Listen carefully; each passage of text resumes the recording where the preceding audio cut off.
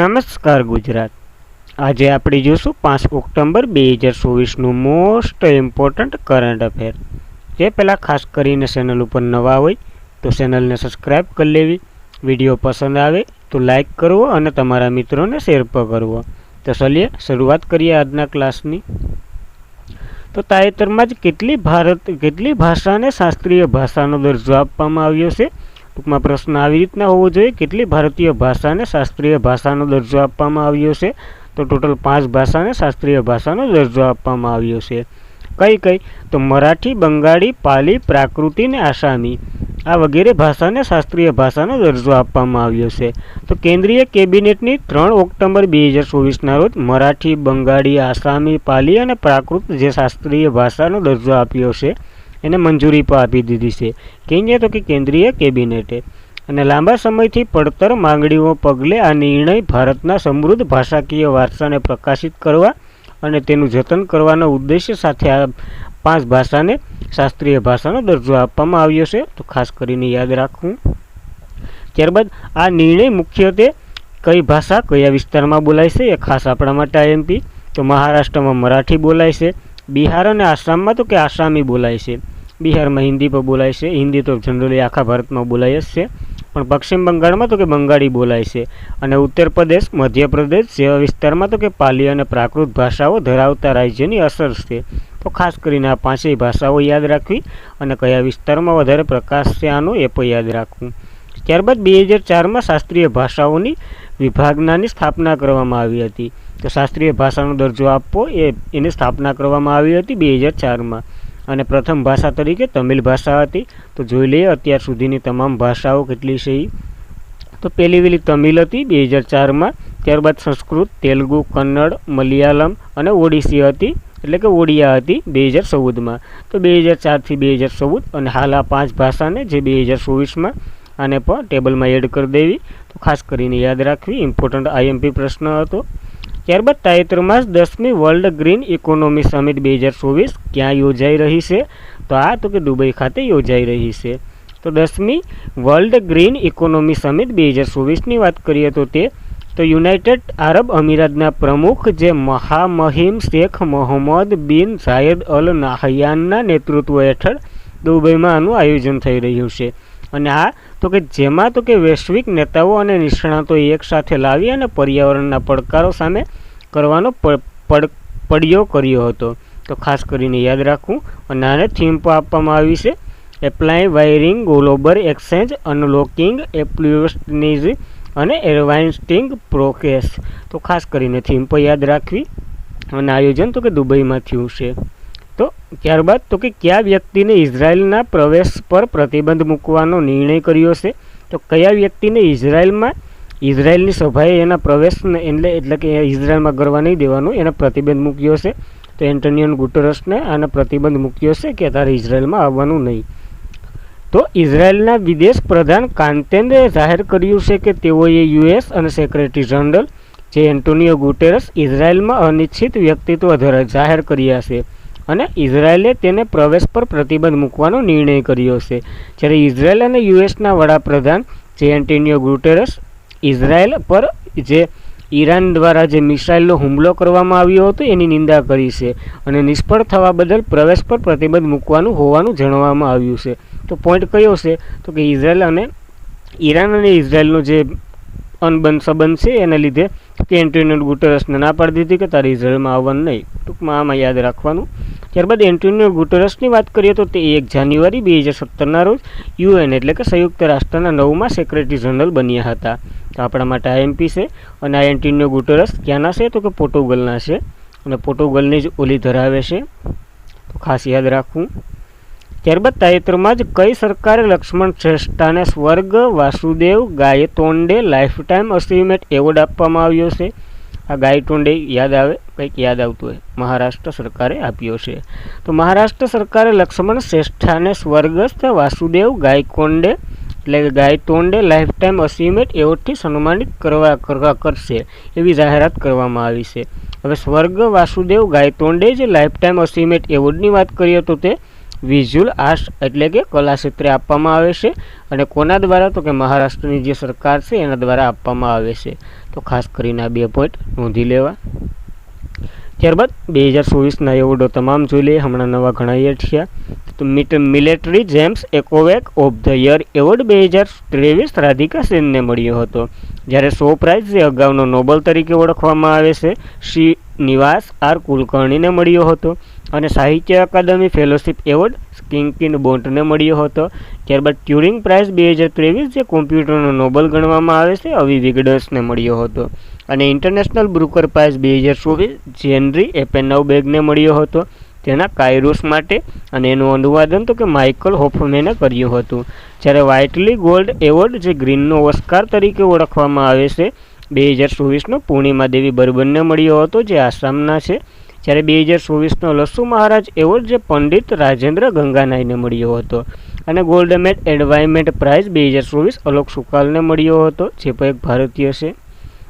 ત્યારબાદ Chris humanitarian award 2021 Ratan ટાટાને મળ્યો હતો. જ્યારે 2023નો મળી ગયો છે બિલ ગેટ્સને અને વર્લ્ડ પ્રેસ ફોટો 2024 મોહમ્મદ સાલેમને મળ્યો હતો.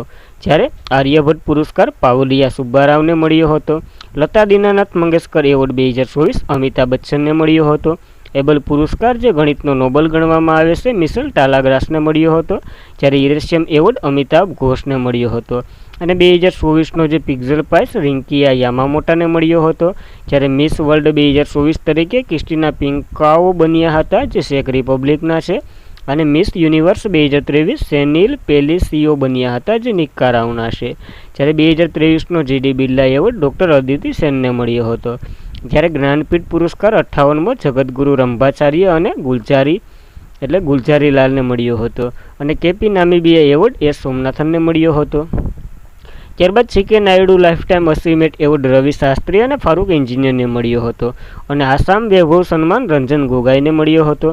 MS સ્વામીનાથન એવોર્ડ BR કંબોજને મળ્યો હતો. 2024નો સ્ટાર રામાનુજન પુરસ્કાર એલેક્ઝાન્ડર ડનને મળ્યો છે. હમણાં જ આપ્યો છે. આના વિશે ચર્ચા પણ કરી હતી. આ કયા દેશના છે કોમેન્ટ કરો. ત્યારબાદ સાહિત્ય અકાદમી પુરસ્કાર હિન્દીનો તો કે સંજીવને મળ્યો હતો મને ઓળખો માટે. અંગ્રેજીમાં તો કે નીલમ શરણ ગોરને મળ્યો હતો રાગ જાનકી વિનંતી માટે. 33મો વ્યાસ સન્માન તો કે પુષ્પા ભારતીને મળ્યો હતો યાદો માટે અને 33મો સરસ્વતી સન્માન તો કે પ્રભા વર્માને મળ્યો હતો રુદ્ર સ્વાત્વેટિક માટે. જ્યારે Ramon Magsaysay award 2023 doctor Ravi કન્નરને મળ્યો હતો. V Shantaram lifetime achievement award સુબિયાન્તા નલામથુને મળ્યો હતો. જ્યારે national Mandela lifetime achievement award Vinod ગણતરાને મળ્યો હતો. ત્યારબાદ પેન પિક્ઝલ્સ સાહિત્ય પુરસ્કાર 2024 અરુંધતી રોયને મળ્યો હતો. આરતી જે યુપીના છે અને રાજા ચાર્લ્સ ત્રીજા દ્વારા અલામ ક્લુલ તરફથી મહિલા સશક્તિકરણનો પુરસ્કાર પ્રાપ્ત થવાનો છે. જ્યારે કોમનવેલ્થ શોર્ટ સ્ટોર પીસેજ 2024 સંજના ઠાકુરને મળશે તેમની કૃતિ ઐશ્વર્યા રાય માટે અને 12મો વિશ્વ હિન્દી પુરસ્કાર ડૉક્ટર ઉષા ઠાકરને મળ્યો હતો. જ્યારે શિવશંકરી જે તમિલ લેખક છે અને ડૉક્ટર સી નારાયણ રેડ્ડી સાહિત્ય પુરસ્કાર મળ્યો હતો. નરેન્દ્ર મોદીને રશિયાનો સર્વોચ્ચ સન્માન Order of the Saint and the Apostle મળ્યો હતો. જ્યારે પ્રોક્યા સેંગલિંગમને જે તમિલનાડુના છે અને હંસ વોર્ન હેસ્ટિંગ એવોર્ડ મળ્યો હતો. જ્યારે રિંગો બંટા મેન્સટુંગ જે ગ્વાટેમાલના છે અને ગાંધી મંડેલા એવોર્ડ મળ્યો હતો 2020નો. અભિનવ બિંદ્રા જેને ઓલિમ્પિક ઓનર મળ્યો હતો. ત્યારબાદ MS સ્વામીનાથન પર્યાવરણ સંરક્ષણ એવોર્ડ અનંત દર્શન શંકરને મળ્યો હતો. રાષ્ટ્રપતિ જે બીજીની મુલાકાતે ગયા હતા તેનું સર્વોચ્ચ સન્માન લઈને આવ્યા હતા કેમ્પેનિયન ઓફ ધ યર ઓર્ડર અને પ્રોકે સોંગલિંગમ આવી ગયા. રિંગોબોન્ટ મેન્સ આપવા આવી ગયા અને ડૉક્ટર ગોવિંદ પદ્મનાભમને વિજ્ઞાન રત્ન પુરસ્કાર મળ્યો હતો. જ્યારે 54મો Dada Saheb Phalke lifetime achievement award જે 2022નો મળશે મિથુન ચક્રવર્તીને. તો ખાસ કરીને આ 2024ના તમામ એવોર્ડો યાદ રાખવા. ત્યારબાદ તાજેતરમાં જ કોના દ્વારા ધરતી અંબા જાતિયન ગ્રામ ઉત્કર્ષ અભિયાન જેને તો કે JAJGU અથવા તો JAJ તો તાજેતરમાં જ કોના દ્વારા ધરતી આબા જનજાતીય ગ્રામ ઉત્કર્ષ અભિયાનની શરૂઆત કરવામાં આવી છે? તો નરેન્દ્ર મોદી દ્વારા આની શરૂઆત કરવામાં આવી છે. તો પ્રધાનમંત્રી નરેન્દ્ર મોદીએ ઝારખંડના હજારીબાગ ખાતેથી મહાત્મા ગાંધીની જે જન્મ જયંતિ ગઈ છે કેટલામી આવૃત્તિ અથવા તો કેટલામી વર્ષગાંઠ હતી એ કોમેન્ટ કરો. નિમિત્તે ધરતી અંબા જનજાતીય ગ્રામ ઉત્કર્ષ અભિયાનની શરૂઆત કરી છે. આ યોજના તો કે કેન્દ્ર સરકારના યોગદાન સાથે કુલ 156 કરોડના ખર્ચે શરૂ કરવામાં આવશે. એટલે 156 કરોડના ખર્ચે આ શરૂ કરવામાં આવશે. અને મિશનમાં તો કે 25 હસ્તક્ષેપ સમાવેશ કરવામાં આવશે. એટલે 25 જે વિભાગો છે એનો સમાવેશ કરવામાં આવશે. જેઓ 17 લાઇન મંત્રાલય દ્વારા અમલ મૂકવામાં આવેલા જે વિભાગો છે એના પર સમાવેશ કરવામાં આવશે આના 25માં.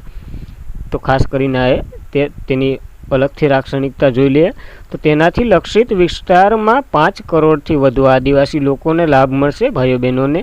અને આ યોજના નોડલ એનજીસી કેન્દ્ર આદિજાતિ બાબતોના મંત્રાલય જેના મંત્રી તો કે જુઅલ ઓરમ છે એના દ્વારા, એટલે કે એ આનું સંચાલન કરશે. તો ખાસ કરીને આ એક યોજના છે, બહુ મોટી છે, બજેટ ખામટું ફાળવ્યું છે, તો યાદ રાખવી.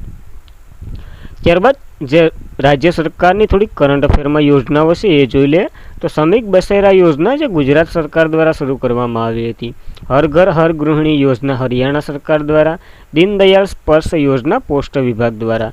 સુભદ્રા યોજનાની વાત કરીએ તો ઓડિશાએ શરૂ કરી હતી. મુખ્યમંત્રી બાળ પોષણ આહાર યોજના હિમાચલ પ્રદેશે.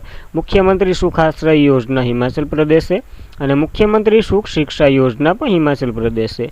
જ્યારે મુખ્યમંત્રી નિઝુમ મોઈના આશોલી યોજના આસામે. અને ઉપવન યોજના અને હેરિટેજ ટી દત્તક યોજના યુપીએ એટલે કે ઉત્તર પ્રદેશે. રાજીવ ગાંધી નાગરિક અભ્યસ્ત યોજના તેલંગાણાએ. મુખ્યમંત્રી યુવા સાહિત્ય વિકાસ યોજના યુપીમાં શરૂ કરવામાં આવી હતી. ત્યારબાદ તો કે થોડીક કેન્દ્ર સરકારની યોજના પર જોઈ લઈએ જે હમણાં બહુ ચર્ચામાં છે. તો પીએમ ગ્રામ સડક યોજના જે 25 ડિસેમ્બર 2000ના શરૂ કરવામાં આવી હતી. આનો ઉદ્દેશ્ય તો કે ગામડાઓમાં બારમાસી રસ્તાઓને જોડવાનો. ત્યારબાદ પીએમ મુદ્રા યોજના 8 એપ્રિલ 2015માં શરૂ કરવામાં આવી હતી. આમાં તો કે પહેલાં 10 લાખની લોન આપવામાં આવતી, હવે એને વધારીને 20 લાખ કરી દીધા. પીએમ કિસાન સન્માન નિધિ યોજના જે 24 ફેબ્રુઆરી 2019ના રોજ ગોરખપુર યુપીથી શરૂ કરવામાં આવી હતી. જ્યારે પીએમ જનધન યોજના જે 28 ઓગસ્ટ 2014ના રોજ 10 વર્ષ પૂર્ણ કરી ચૂકી છે. અને પીએમ આયુષ્માન ભારત યોજના જે 23 સપ્ટેમ્બર 2018ના રોજ રાશિ ઝારખંડથી શરૂ કરવામાં આવી હતી. જ્યારે કૌશલ્ય લોન યોજના જે 2015માં મહત્તમ લોન મર્યાદા 1.5 લાખની હતી, હવે 7.5 લાખ કરી દીધા છે. અને આજ 2024-25ના બજેટમાં જ ઉલ્લેખ છે. ત્યારબાદ પીએમ કિસાન માનધન યોજના જે 12 સપ્ટેમ્બર 2019ના રોજ રાશિ ઝારખંડથી શરૂ કરી હતી. આના 5 વર્ષ સમાપ્ત થયા છે. તો સરસામાં રહેલી યોજનાઓ યાદ રાખવી. ત્યારબાદ કયું રાજ્ય નીતિ આયોગનું મહિલા સાહસિક પ્લેટફોર્મ પ્રકરણ મેળવનાર પ્રથમ રાજ્ય બન્યું છે? આ તેલંગાણા પ્રથમ રાજ્ય બન્યું છે. તો તેલંગાણા નીતિ આયોગની મહિલા સાહસિક પ્લેટફોર્મ પ્રકરણ મેળવનાર પ્રથમ રાજ્ય બન્યું છે. તો તે ડિજિટલ કૌશલ્ય, નાણાકીય સેવાઓ એક્સટર્ડ, માર્ગદર્શકતા અને બજાર જોડાણ જેવા કસ્ટમાઇઝ સપોર્ટર ઓફર કરી મહિલાઓના ઉદ્યોગ સાહસીને પ્રોત્સાહન આપવા માટે રચાયેલ આ મહિલાઓને પ્લેટફોર્મ ઊભું કરનાર તેલંગાણા ટોચ ઉપર છે. તો ખાસ કરીને યાદ રાખવું. એ પણ નીતિ આયોગ દ્વારા બહાર પાડવામાં આવેલું છે, તો ખાસ યાદ રાખવું. ત્યારબાદ નીતિ આયોગની વાત કરીએ તો national institution for transforming India તેનું ફૂલ ફોર્મ થાય છે.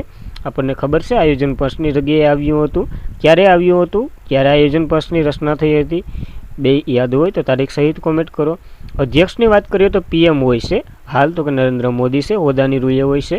વાઇસ પ્રેસિડેન્ટ અથવા તો વડાની વાત કરીએ તો ડૉક્ટર સુમન કે બેરી છે. પહેલાં તો કે અરવિંદ પનગડિયા હતા. ત્યારબાદ સીઓ તો કે બીવીઆર સુબ્રમણ્યમ છે. અને પહેલાં તો કે અમિતાભ કાંત હતા. ત્યારબાદ નીતિ આયોગે હમણાં કરંટ અફેરમાં જોઈ લઈએ તો NITI Aayog sustainable development goal India index 2023-24 અનુસાર ભારત એકદર ટકાઉ વિકાસ લક્ષ્યાંક સ્કોર 2021 66થી વધી અને 2023-24માં 71 થઈ ગયો હતો. તો આપણા માટે સારી બાબત છે. અને આમાંય ટોચ ઉપર તો કે ઉત્તરાખંડ અને કેરળ બંને રાજ્યો હતા. તો ખાસ કરીને આ માહિતી નોંધવી. ત્યારબાદ તેલંગાણા સરસામાં રહ્યું છે. કેપિટલ હૈદરાબાદ છે. સીએમ તો કે રેવંત રેડ્ડી છે. અને રાજ્યપાલ તો કે જિષ્ણુ દેવ વર્મા છે. તો ખાસ કરીને આ માહિતી પણ આની સાથે નોંધી લેવી. ત્યારબાદ તાજેતરમાં જ કોને મેક્સિકોના પ્રથમ મહિલા પ્રમુખ તરીકે શપથ લીધા છે? અહીં જે શપથ લઈ લીધા છે આપણે જ્યારે આની જાહેરાત થઈ હતી ત્યારે પણ માહિતી લીધી હતી. હવે શપથ લઈ લીધા છે તો વધારે માહિતી લઈ લે તો ક્લાઉડિયન શેનબોમે આ પ્રમુખ તરીકે શપથ લીધા છે. તો ક્લાઉડિયન શેનબોન મેક્સિકોના પ્રથમ મહિલા પ્રમુખ તરીકે શપથ લીધા છે. જ્યારે મેક્સિકો ખાલી ટૂંકમાં જ યાદ રાખવાનું છે. જ્યારે મેક્સિકોની વાત કરીએ તો કેપિટલ તો કે મેક્સિકો શહેર છે, સળણ તો કે મેક્સિકન પેસો છે, અને પ્રમુખ તો કે કાઉડિયન સીન બાઉન મન બન્યા છે. જ્યારે ફિફા વર્લ્ડ કપ 2026નું જે યુએસ, કેનેડા અને મેક્સિકોમાં સંયુક્ત રીતે યોજાશે, તો ખાસ કરીને આ કરંટનો સવાલ છે, મારે યાદ રાખવાનો રહેશે આને. ત્યારબાદની માહિતી, પીએમ અને પ્રેસિડેન્ટની નિયુક્તિ આવી છે, તો 2024ના તમામ જોઈ લઈએ. તો શ્રીલંકાના પીએમ હમણાં જ બન્યા હતા હરિની અમરસુયા. જ્યારે અહીંયાના પ્રેસિડેન્ટ પણ અનુરાગ કુમાર દિનનાયકે બન્યા હતા. જ્યારે ટુનિશિયાના પીએમ બન્યા હતા કામિલ મંદોરી. જ્યારે ઓસ્ટ્રેલિયાના પીએમ બન્યા હતા કિસ્ટ મિશેલ. જ્યારે ઈરાનના પ્રમુખ મનસુદ પેલેસ્ટિયન બન્યા હતા. જ્યારે યુકેના પીએમ બન્યા હતા કિસ્ટ સ્ટારમર. જ્યારે નેધરલેન્ડના પીએમ ડીક સુફ બન્યા હતા. થાઇલેન્ડના પીએમની વાત કરીએ તો પેન્ટાંગના સિના વાત્રા બન્યા હતા. આઇસલેન્ડના નવા રાષ્ટ્રપતિ હલ્લા ટોમસ્ટડોટિડ બન્યા હતા. જ્યારે કાઉડિયાના સિનબોમ જે મેક્સિકોના પ્રથમ પ્રમુખ પણ બન્યા હતા. અને લિથુઆનિયાના રાષ્ટ્રપતિ ગીતાના નોસેદા બન્યા હતા. સાંડના પીએમ અલ્લામાએ હાલિના બન્યા હતા. ત્યારબાદ સાંડના પ્રમુખ તો કે મોહમ્મદ ઇદીસ ડેબી બન્યા હતા. વિયેતનામના રાષ્ટ્રપતિ ટુલેમ બન્યા હતા. ક્રોએશિયાના પીએમ તો કે એન્ડ્રેટ પ્લેનોકીવી બન્યા હતા. સ્કોટલેન્ડના પ્રથમ મંત્રી જોન સ્વીની બન્યા હતા. પનામાના પ્રમુખ તો કે જોસ રાઉલ મુનિલો બન્યા હતા. સિંગાપુરના પીએમ તો કે લોરેન્સ વોંગ બન્યા હતા. આઇસલેન્ડના પીએમ તો કે બેનર્જી બેન્ટિંગસન બન્યા હતા. સ્લોવેનિયાના પ્રમુખ તો કે પીટર પેલિગિન બન્યા હતા. અને અબ્દુલ ફતેહ અલ સીસી ત્રીજી વખત ઇજિપ્તના રાષ્ટ્રપતિ બન્યા છે. ત્યારબાદ જુડિયન સુમલ તુલુકા તો કે ડેમોક્રેસી રિપબ્લિક ઓફ કોંગોના પીએમ બન્યા છે. સેનેગાલ રાષ્ટ્રપતિ બિસ્તિરો દિયામાએ ફાયે બન્યા હતા. અને પોર્ટુગલના પીએમ બન્યા હતા લુઇસ મોન્ટેગો. જ્યારે આઇલેન્ડના નવા પીએમ બન્યા હતા સિમોન હેરિસ. ત્યારબાદ તો કે પેલેસ્ટાઇનના નવા પીએમ બન્યા હતા મોહમ્મદ મુસ્તફા. હંગેરીના રાષ્ટ્રપતિ તોમસ સુલોકિયા બન્યા હતા. પાકિસ્તાનના પીએમ શાહબાજ શરીફ બન્યા હતા. પાકિસ્તાનના રાષ્ટ્રપતિ આસિફ અલ જરદાસી બન્યા હતા. ઇન્ડોનેશિયાના રાષ્ટ્રપતિ પ્રબોધ સુબિયાન્તો બન્યા હતા. યમનના વડાપ્રધાન અહેમદ અવદ બિન બન્યા હતા. નાયબ બુકેલો જે અલ સાલ્વાડોરના પ્રમુખ બન્યા હતા. અને કઝાકિસ્તાનના પીએમ ઓલેક્ઝાન્ડર બેકેનોવ બન્યા હતા. ફિનલેન્ડના રાષ્ટ્રપતિ એલેક્ઝાન્ડર સ્ટબ બન્યા હતા. કોમોરોસીના પ્રમુખ બન્યા હતા આઝાલી આસોમની. જ્યારે ગ્વાટેમાલના નવા રાષ્ટ્રપતિ બન્યા હતા બોન્ડેલ્ડો એવોલો. અને તાઇવાનના રાષ્ટ્રપતિ બન્યા હતા લાઈ સિંગ તે. જ્યારે ફેલિન તિનસેન જે ડેમોક્રેસી રિપબ્લિક ઓફ કોંગોના પ્રમુખ બન્યા હતા. ત્યારબાદ તો કે વેનેઝુએલાના રાષ્ટ્રપતિ બન્યા હતા નિકોલસ માદુરો. અને દક્ષિણ આફ્રિકાના રાષ્ટ્રપતિ સિરિલ રામાફોસા બન્યા હતા. અને ક્લાઉડિયન શેનબોમ તો કે મેક્સિકોના પ્રથમ મહિલા બન્યા હતા. એટલે મહિલા પ્રમુખ બન્યા હતા. એટલે પ્રમુખ એટલે રાષ્ટ્રપતિ, એવું યાદ રાખવું. અને આમાં આપણે એક એડ કરતા ભૂલી ગયા છે, હમણાં જ જાપાનના નવા પીએમ બન્યા છે, અથવા તો પીએમ બન્યા છે. તો તેનું નામ તમારે કોમેન્ટ કરવાનું છે, એક હોમવર્ક પ્રશ્ન. ત્યારબાદ પીએમ મોદીએ કયા રાજ્યમાં 4 બાયોગેસ યુનિટનું અનાવરણ કર્યું છે? તો આસામમાં કર્યું છે આ 4 બાયોગેસ પ્લાન્ટનું અનાવરણ. તો પીએમ મોદીએ આસામમાં 4 બાયોગેસ યુનિટનું અનાવરણ કર્યું છે. અને આસામના મુખ્ય પ્રોજેક્ટમાં ગુવાહાટી, જોરહાટ, શિવસાગર અને તિનસુકિયાના સ્થળે સમાવેશ થશે. એટલે કે આ 4 સ્થળે પ્લાન્ટ નાખવામાં આવશે. જ્યારે વડાપ્રધાન નરેન્દ્ર મોદીએ સ્વસ્થ ભારત દિવસ અને ઓલ ઇન્ડિયા લિમિટેડ દ્વારા આસામમાં 4 કમ્પ્રેસ બાયોગેસ પ્લાન્ટનું નિર્માણ કર્યું અને વર્ષો રીતે અનાવરણ કરવામાં આવ્યું છે. આ તો કે ઓલ ઇન્ડિયા 2024-25 સુધીમાં, એટલે 25 CBR પ્લાન્ટ સ્થાપવાની જાહેરાત છે. તો 2024-25માં તો કે 25 પ્લાન્ટ સ્થાપવાની જાહેરાત છે. એમાં હવે 21 બાકી રહ્યા, કારણ કે આ 4 તો આસામમાં અનાવરણ કરી દીધું છે. તો ખાસ કરીને આ માહિતી નોંધવી. ત્યારબાદ આસામની વાત કરીએ તો કેપિટલ દિસપુર છે. સીએમ તો કે હેમંત બિસ્વ શર્મા છે.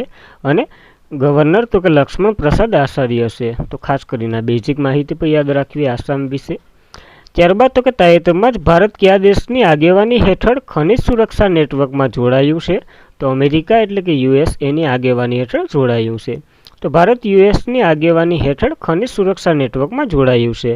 જ્યારે મિનરલ એટલે કે સિક્યુરિટી ફાઇનાન્સ નેટવર્ક એ એક નવી પહેલ છે જે મિનિસ્ટરી સિક્યુરિટી પાર્ટનરશિપ જે 2022માં યુએસ દ્વારા સ્થાપવામાં આવ્યું હતું. તો આની રચના ક્યારથી હતી? તો કે 2022માં. કોના દ્વારા? તો કે અમેરિકા દ્વારા. અને ભારતે જૂન 2023માં MSP એટલે કે મિનિસ્ટરી સિક્યુરિટી પાર્ટનરશિપમાં સામેલ થયું છે. અને આમાં હાલની વાત કરીએ તો 14 દેશ અને યુરોપિયન યુનિયન 1+ છે, તો 15 સભ્ય દેશો છે. તો ખાસ કરીને એટલી માહિતી યાદ રાખવી. ત્યારબાદ ભારત દ્વારા યજમાની થતી સમિટ 2024 જોઈ લઈએ. તો ભારતે 2024માં આપત્તિ જોખમ ઘટાડવા માટે અને એશિયા અને પેસિફિક મહાસાગર ક્ષેત્રની સહયોગ માટે રચાયેલ સમિતિની અધ્યક્ષતા કરી હતી. જ્યારે આંતરરાષ્ટ્રીય આ બલીએ ત્યારબાદ ભારત નવી દિલ્હી 2024માં યુનેસ્કો વર્લ્ડ હેરિટેજ કમિટીની 46મી સત્રની અધ્યક્ષતા કરી હતી. આમાં જે ભારતને નવી વર્લ્ડ હેરિટેજ સાઇટ મળી હતી જે આસામમાં આવેલી છે, એનું નામ કહું અને કયા નંબરની છે એ પણ કોમેન્ટ કરો. ત્યારબાદ ભારત 2024માં વર્લ્ડ ટેલિકોમ સ્ટાન્ડર્ડ એસેમ્બલીનું આયોજન કરશે અને ભારત 2025માં FSI hockey men's junior world કપની યજમાની પણ કરશે. ત્યારબાદ ભારત 2024માં જ કોશીમાં 47મી એટલાન્ટિક સંધિ સહકાર બેઠકનું આયોજન કર્યું હતું અને વર્લ્ડ ઓડિયો વિઝ્યુઅલ અને એન્ટરટેનમેન્ટ સમિટ ભારતમાં નવેમ્બર 2024માં ગોવામાં યોજાશે. જ્યારે ત્રીજી voice of global south summit વૈશ્વિક રીતે આયોજન કરવામાં આવ્યું હતું ભારતમાં. અને પ્રથમ બિમસ્ટેક બિઝનેસ સમિટ યોજાઈ હતી ભારતમાં નવી દિલ્હી ખાતે. જ્યારે નાગરિક ઉડ્ડયન પર બીજી એશિયન પેસિફિક મંત્રી સ્તરની પરિષદ ભારતમાં યોજાવાની છે સપ્ટેમ્બર 2024માં. આ યોજાઈ ગઈ છે. અને કુદરત અભ્યાસ મુજબ વિશ્વનો સૌથી મોટો પ્લાસ્ટિક પ્રદૂષણ દેશ તો કે ભારત બન્યો હતો. તો ખાસ કરીને આ ચર્ચામાં રહેલું યાદ રાખવું. ત્યારબાદ તો કે AYUSH medical value travel summit 2024નું આયોજન અથવા ઉદ્ઘાટન ક્યાં કરવામાં આવ્યું છે? તો આનું ઉદ્ઘાટન તો કે મુંબઈ ખાતે થયું છે. તો આયુષ મંત્રાલયે કેન્દ્રીય જે રાજ્યમંત્રી આપણો સ્વતંત્ર હવાલો ધરાવે છે તે પ્રતાપરાવ જાધવે, કેન્દ્ર રાજ્ય મંત્રી આયોગ અને પરિવાર કલ્યાણ મંત્રાલયના જે મંત્રી ભારત સરકાર અને Ayushman medical value travel summit 2024નું ઉદ્ઘાટન કર્યું છે. અને આ કાર્યક્રમ તો કે મુંબઈ ખાતે યોજાયો હતો. આનો ધ્યેય તો કે આયુર્વેદ, યોગ, યુનાની, સિદ્ધ અને હોમિયોપેથી જેવી પરંપરાગત ભારતીય પ્રણાલીને આધુનિક આરોગ્ય સંભાળ પ્રાણીઓ માટે સંકળાયેલ મેડિકલ વેલ્યુ ટ્રાવેલમાં ભારતની સ્થિતિ મજબૂત કરવાનો છે. તો ખાસ કરીને યાદ રાખવું. ત્યારબાદ આની થીમને એ જોઈ લઈએ. તો આની થીમ તો કે આયુષ્માન ગ્લોબલ સિઝનની વાત કરીએ તો મેડિકલ વેન ટ્રાય દ્વારા આરોગ્ય અને સુખાકારીમાં પરિવર્તન. તો આરોગ્ય અને સુખાકારીમાં પરિવર્તન એવી થીમ છે. તો થીમ યાદ રાખવી.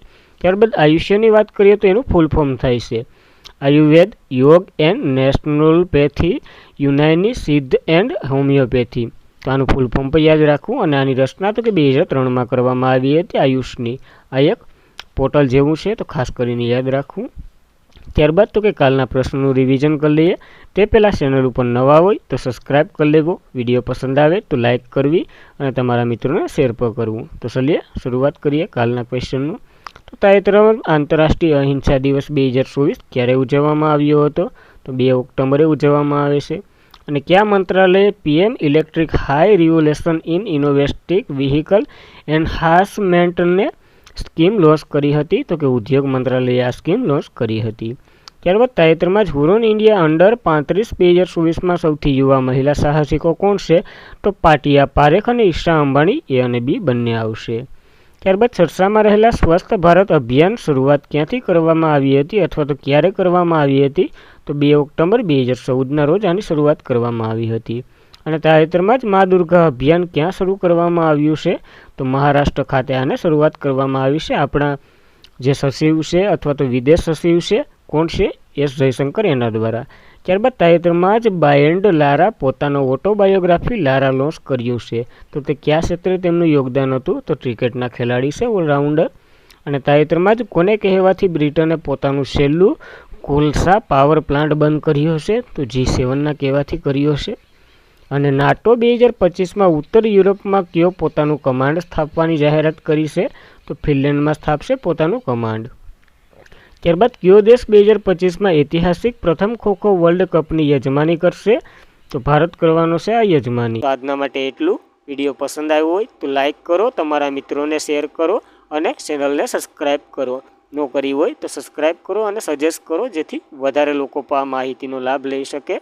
Thank you for watching this video. જય હિન્દ, જય ભારત.